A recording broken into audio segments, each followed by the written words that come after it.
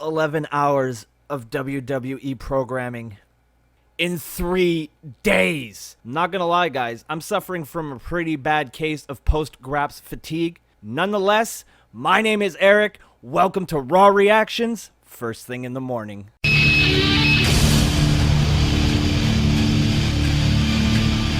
Raw kicks off this week with Stephanie McMahon and Mick Foley, who ask Finn Balor, who unfortunately was injured at SummerSlam and must vacate the WWE Universal title, out to the ring with them. Now, almost immediately, the fans start chanting, "You deserve it."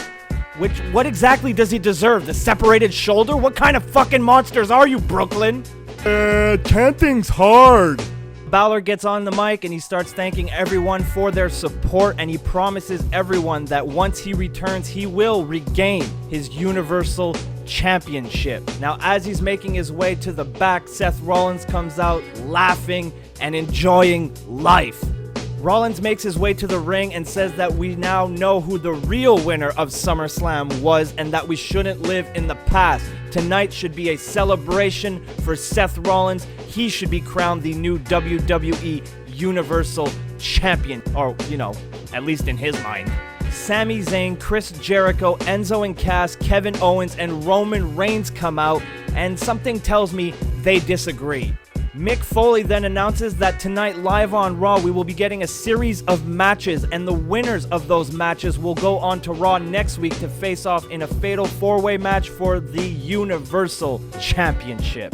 Foley then announces that the first matchup in that series will feature Seth Rollins versus Sami Zayn, and that matchup is up next. Before the contest can even start, Seth Rollins attacks Sami Zayn from behind and tosses him outside the ring.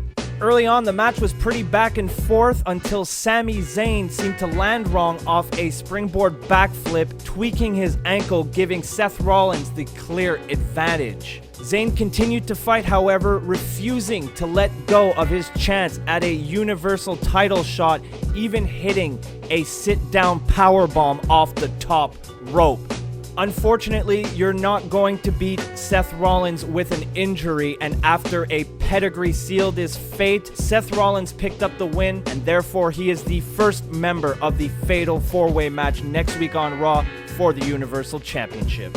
The next match in this series was my boy Kevin Owens versus Neville. Now, apparently Neville started off pretty strong here, hitting a 450 splash off the ring apron, but I don't remember it that way at all. All I remember is Kevin Owens' complete and utter dominance. At one point, Chris Jericho made his way down to the ring to support his good friend Kevin Owens in what I felt was a very touching display of friendship, and in no way meant to be a distraction in order to give Owens the unfair advantage. Nope, not at all. People who say that are absolutely crazy. KO continued to do what he does best, and that's absolutely dominate anybody inside the squared circle, which eventually led to him picking up a completely unassisted win over Neville and secured his spot in the fatal 4-way match for the Universal Championship. And after the match, Kevin Owens and Jericho celebrated the win like best friends do, because really, their friendship is something to be admired. You should all strive to have a friendship as strong as Kevin Owens and Chris Jericho. You've got a friend in me. You've got a friend in me. When the road looks rough ahead. Up next, we got a promo from Titus O'Neil that I swear to God was never ending. The fucking thing was so long, I could feel myself aging as it happened. My beard was completely black when this started, but by the end of it, I had a gray hair. I found it, and then I yanked that motherfucker out, because I will be forever young.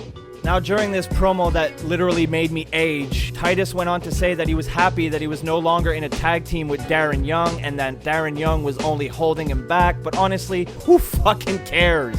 Now, eventually, Bob Backlund came running down to the ring for some reason, who then got his ass kicked by Titus O'Neil. Darren Young came to make the save, but he got his ass kicked by Titus O'Neil. What a waste of time. Hey Titus, you mind trying to hug Vince again? I'd really like you to go away for a while again. We go backstage with Tom Phillips and Stephanie McMahon. Now, she is asked about Brock Lesnar attacking Shane McMahon at SummerSlam, to which she responds that she agrees with Shane. Brock was way over the line and there will be consequences for his actions.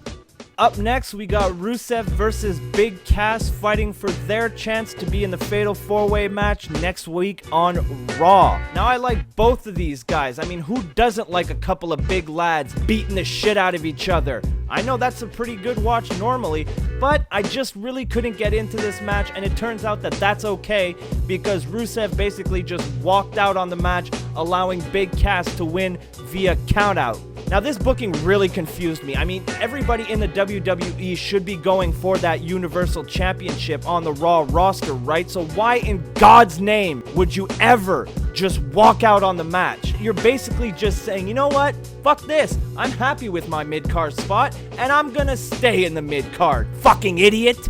Charlotte's up next, and she comes out and recaps her win at SummerSlam over Sasha Banks to regain the WWE Women's Championship. She goes on to say that she did it without the help of her father, Ric Flair, or with Dana Brooke, and that she did it all by herself. As she prepares to leave the ring, Mick Foley comes out and announces that as soon as Sasha Banks' health is back to 100%, she will be receiving a shot at the Women's Championship. Charlotte's not too happy about this, and she demands the night off, but Mick Foley has other ideas.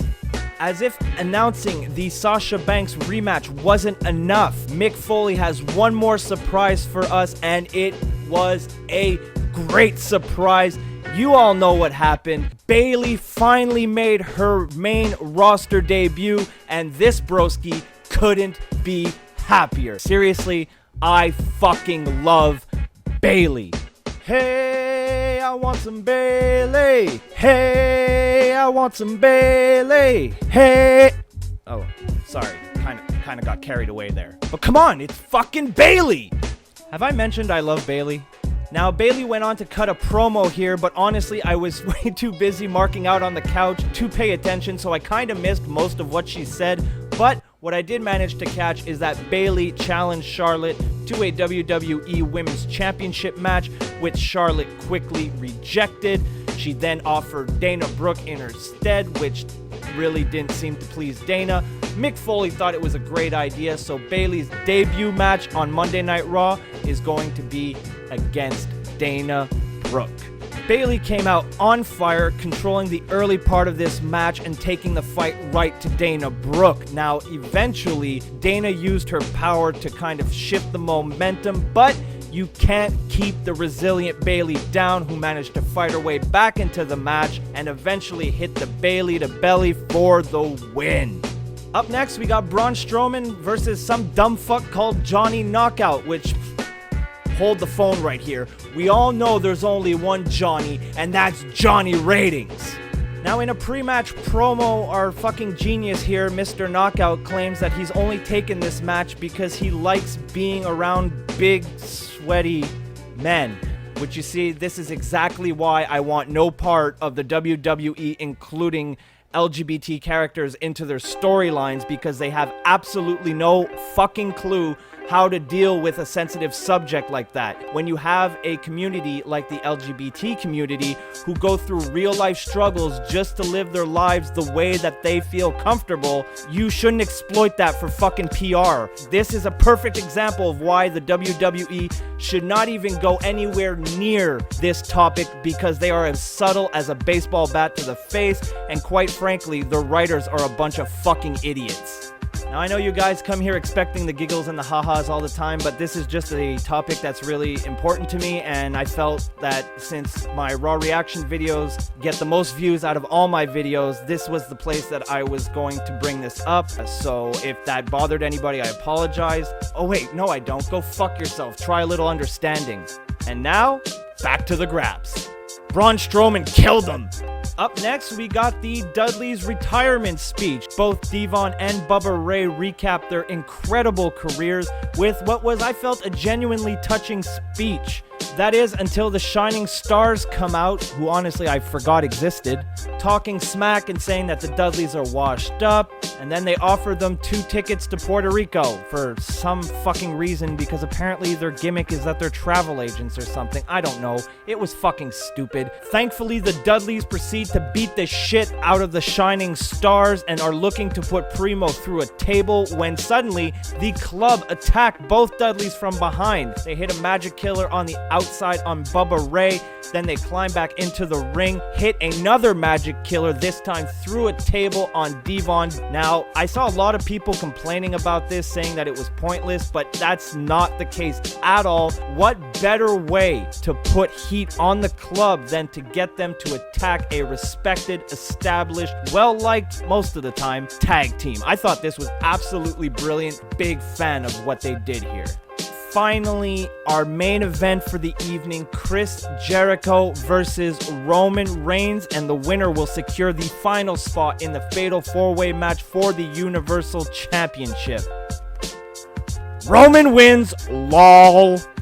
Now, honestly, after Roman Reigns won the match, I saw a lot of butthurt online, but honestly, if you really thought that Chris Jericho was going to pick up the win here, and now you're upset because he didn't, the only person you have to blame is yourself. There was no way Roman Reigns wasn't going to be included in this Fatal 4-Way. I mean, what fucking planet have you people been living on for like the past 6 months?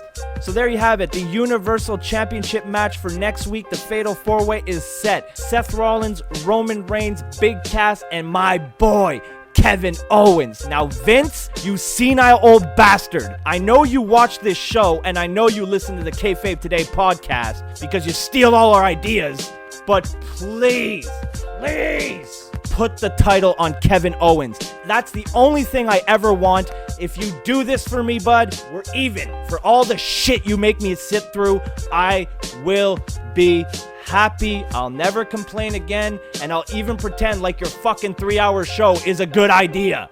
So there you have it, guys. Those were my Raw reactions for the week. Now, easily Bayley debuting was the highlight, but Kevin Owens being included in that Fatal 4-Way match came in at a close second. Really hope Vince listens to my begging and my pleading, because quite frankly, I don't want Roman Reigns to win. I really don't fucking want Big Cass to win. Seth Rollins I'd be okay with, but the obvious choice here, the obvious man to go with, to put your faith in, is Kevin Owens. Just fucking do it!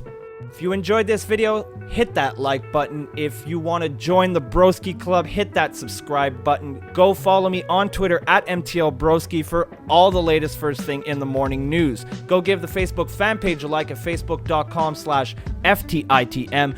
Go check out my broskies over at kayfabetoday.com for all kinds of great wrestling-related articles, as well as our podcast, which features me and my beautiful, sexy, soft, wonderful, perfect voice. And of course, until next Tuesday morning, guys, these have been my Raw reactions first thing in the morning.